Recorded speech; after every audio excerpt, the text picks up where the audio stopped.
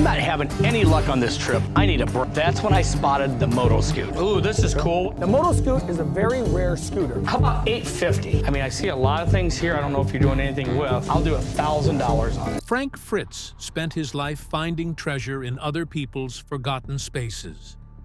Then he died on September 30th, 2024. And the people who walked into his own Iowa property were not prepared for what they found. A man who picked for a living had never stopped picking at home. What he left behind his own walls was worth millions, and now the people closest to him are fighting over every last piece of it. Did Frank secretly build a private museum nobody knew about? Join us as we break down exactly what they found. The picker who never stopped picking. Frank started collecting things when he was a kid. This isn't something fans would find in a TV biography or a press release. Frank shared this in interviews long before he became famous on the show. Back then, he was just a regular guy from Davenport who knew a lot about vintage Americana, more than almost anyone else in Iowa. He began with toys, then moved on to oil cans, motorcycles, and eventually collected everything that matched the style he developed over many years of looking at old items and figuring out which ones were important and which ones weren't. When American Pickers started in January 2010 and quickly became the most popular debut on the History Channel since Ice Road Truckers, Frank was already a skilled picker with a property that showed his years of experience. The show provided him with money and visibility, but it didn't create his passion for picking. That passion had been with him since he was a child and had quietly grown for many years before any camera crew ever filmed him. Frank had also written a book, published in 2013, called How to Pick Vintage Motorcycles. The book was not a celebrity vanity project. It was a genuinely practical guide written by someone who had spent most of his adult life thinking about exactly this subject. The fact that Frank could fill an entire book with specific expert knowledge about one narrow category of collecting tells you everything about the depth of what he had built inside his Iowa property over the years. He worked as a fire inspector in Iowa for 25 years before fully focusing on his television career. For 2.5 decades, he walked through buildings, learned about their structures, and noticed things hidden in corners that most people overlooked. Looking back, this experience was great training for a picker. He knew how to understand spaces and what they contained. When it came to his own property, he used this knowledge to create many outbuildings filled with valuable collections, as his conservator would later explain in court documents. But even those closest to Frank had no idea just how massive his hidden collection had become until the paperwork started revealing pieces of the truth. And once officials finally began looking inside those buildings, the real question became, what exactly was hiding behind all those locked doors? The warehouse nobody talked about. The detail that most people outside Frank's immediate circle did not know was that in 2015, 5 years into his American Pickers fame and at the peak of his earning power, Frank had built a 3,240 square foot warehouse on his Iowa property. 3,240 square feet. That is not a shed. That is not an extended garage. That is a building the size of a serious commercial operation, sitting behind a modest farmhouse on a quiet Iowa property, packed floor to ceiling with the results of a lifetime of picking. Frank stored his motorcycle collection in the warehouse. During his life, not many people knew how big that collection was because Frank liked to keep his personal belongings private, separating them from what he sold. Visitors to his property often reported seeing many motorcycles lined up inside, all part of his personal collection. Insiders estimated that he had between 40 and 90 bikes at different times, with the number changing as he bought and sold bikes. Frank didn't keep a list of his things for others to see. The conservatorship papers filed after Frank's stroke in 2022 gave the public its first official glimpse of the scale of what he had accumulated. Midwest One Bank, appointed as his financial conservator by the court, filed an initial plan that stated directly, "Frank Fritz is a well-known collector and has numerous outbuildings full of valuable collections." The conservator had not yet inventoried the items at that point, but the plan was to leave them largely in place, with some items being used to restock his antique store in Savannah, Illinois, as needed. The phrasing, "numerous outbuildings full of valuable collections," was the closest thing the public had ever gotten to an official acknowledgement of just how much Frank had built up. And the deeper people looked into Frank's estate, the more unbelievable the story became. Because behind the quiet farmhouse and the simple lifestyle was a fortune built piece by piece over decades, hidden in plain sight where almost nobody thought to look. The estate that reached $6 million. After Frank Fritz passed away, it became clear that his estate was worth $6 million. Frank was born in Davenport, Iowa, worked as a fire inspector for 25 years, and was a co-host on a cable reality show for 10 years. $6 million was a lot of money for someone like him. For those who knew how Frank lived, it made perfect sense. He had been quietly collecting valuable items for many years, making one purchase, one pick, and one deal at a time. The estate had the Iowa farmhouse that Frank bought in 2010 and fixed up later. It also had an extra piece of land he purchased next to the farmhouse in 2013 for $25,000. There was a 3,240-square-foot warehouse he built in 2015. The estate included his motorcycle collection, antique toys, oil cans, vintage signs, Americana items, and many other things that Frank chose himself because he knew a lot about their value and history, more than most people in the country. Frank had earned an estimated $300,000 to $500,000 per season during his American Pickers run, according to reports from multiple entertainment industry sources. Over roughly a decade of television work, that could have represented $5 million in television income alone. But Frank was not a man who spent money in obvious ways. He did not have a yacht. He did not have a second home in a resort location. He had an Iowa farmhouse, a warehouse, and a collection. The money went into what he loved, which meant the collection kept growing for as long as he was well enough to keep feeding it.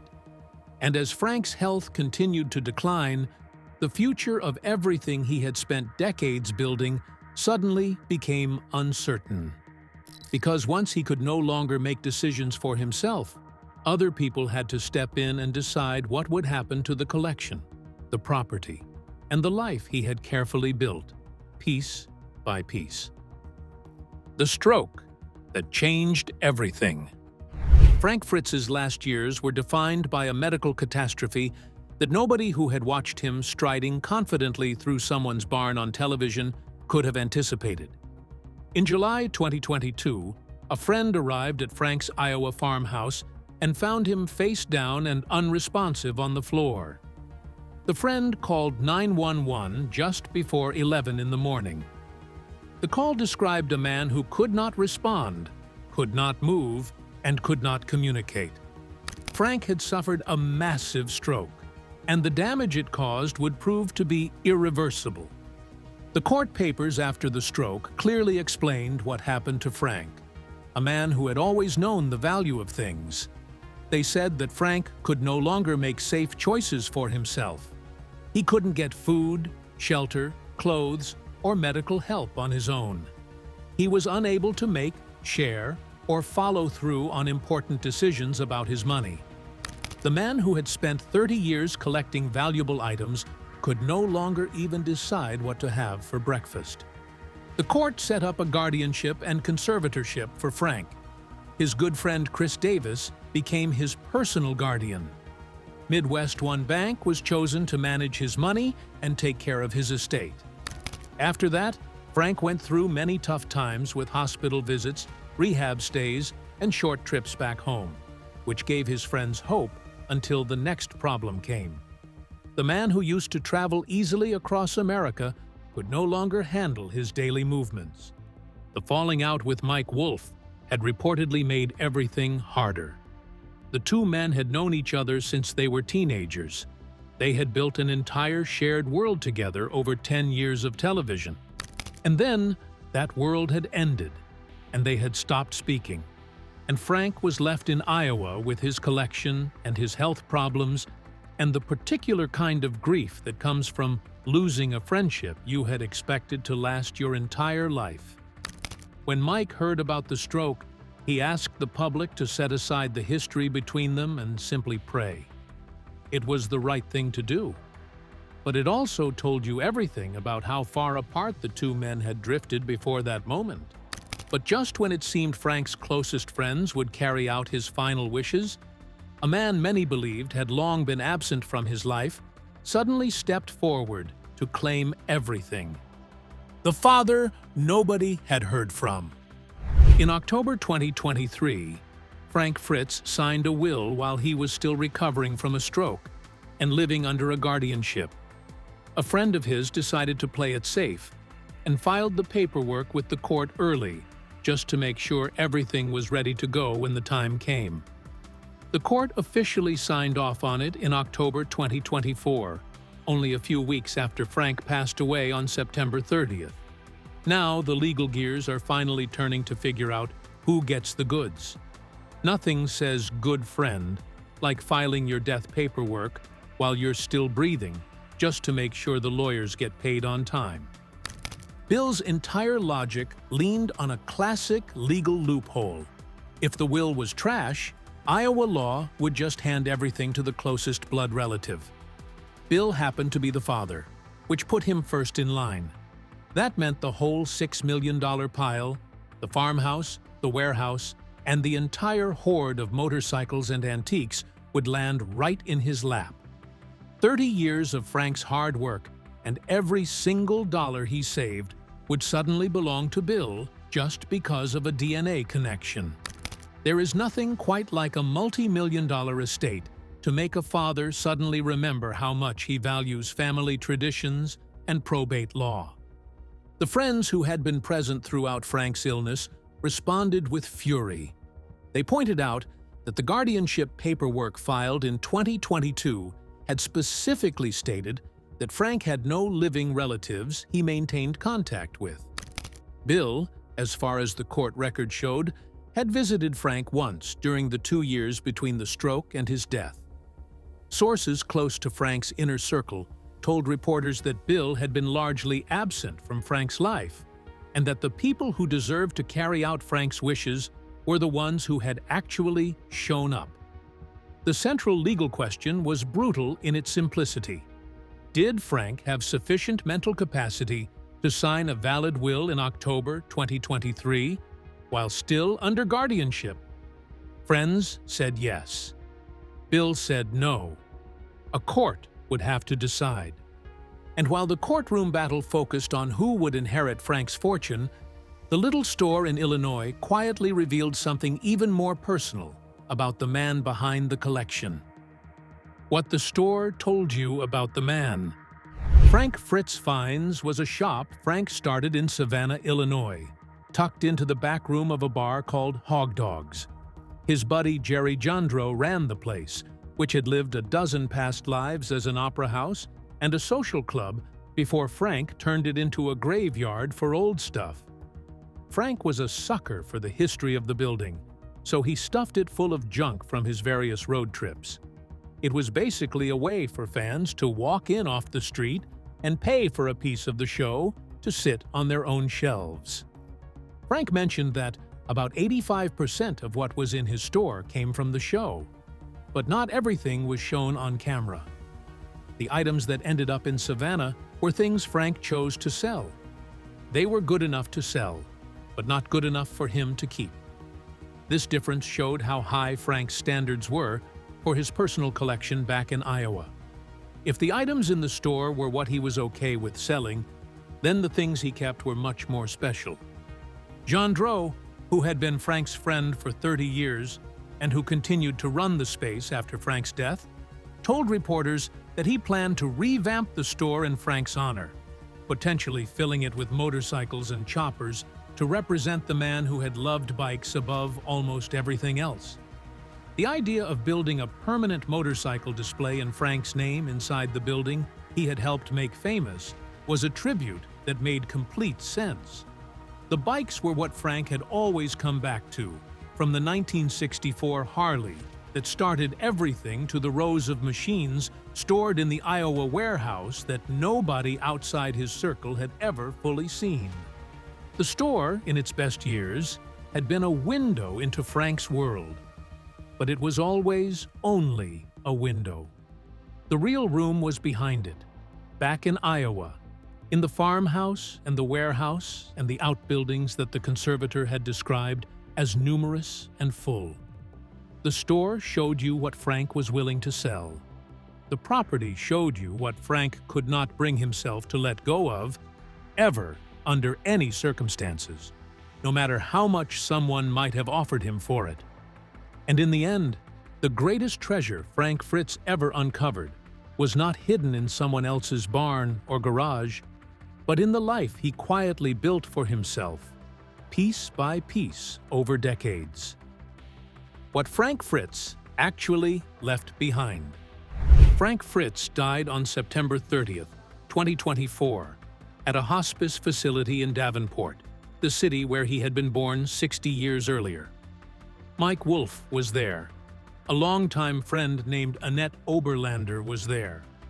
The men who had stopped speaking for years had found their way back to each other during Frank's illness, and Mike had been present in the final period in a way that gave Frank something important. He was not alone.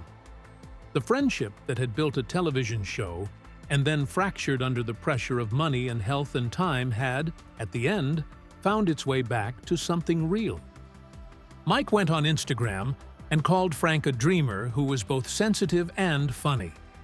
For once, this wasn't some fake line written by a publicist. It was actually true. Frank's softer side was always there on the show, even if it stayed hidden behind the beard and the constant jokes. He didn't just hoard objects because they were worth money. He obsessed over them because they belonged to real people and real history.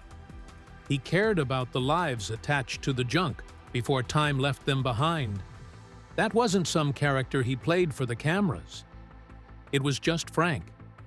It is pretty rare for a reality TV star to actually have a soul, but Frank apparently managed to find one buried under all that vintage rusted metal. Plans were announced for a celebration of life that would include a motorcycle run through the Quad Cities area of Iowa and Illinois, the region Frank had loved and lived in his entire life. The image of dozens of motorcycles rolling through those streets in Frank's honor was exactly right. It matched the collection in the warehouse. It matched the 1964 Harley. It matched the book he had written about picking vintage motorcycles, the knowledge he had spent decades accumulating, and the love for the machines that had driven his collecting from the very beginning. What Frank Fritz left behind was not a mansion in the traditional sense. It was something more personal and more specific than that. It was a farmhouse on an Iowa acre, surrounded by outbuildings, centered on a warehouse full of motorcycles, and a lifetime of accumulated knowledge about what America had made and valued and forgotten. The conservator who first walked through those buildings after the stroke described them as numerous outbuildings full of valuable collections, the kind of language that estate professionals use when they want to be precise without committing to a number they have not yet verified. The number, when it came, was $6 million. But the value of what Frank had actually built was something that no estate assessment could fully capture. Frank had spent his career teaching audiences that the things most people walk past without a second look are sometimes the things worth stopping for. That the value of an object is not always obvious from the outside. That a rusted exterior can hide something extraordinary. He had applied that philosophy to barns and garages and storage units all across America for a decade on national television. And then he had applied it, quietly and without fanfare, to his own property in Davenport, Iowa, for 30 years before anyone came to see what he had found. Did Frank secretly build a private museum that nobody outside his world ever knew about? And who really deserves to inherit everything he spent a lifetime collecting? Share your thoughts with us in the comments section. Remember to like, share, and subscribe for more. Also, click the next video showing on your screen. You will enjoy it.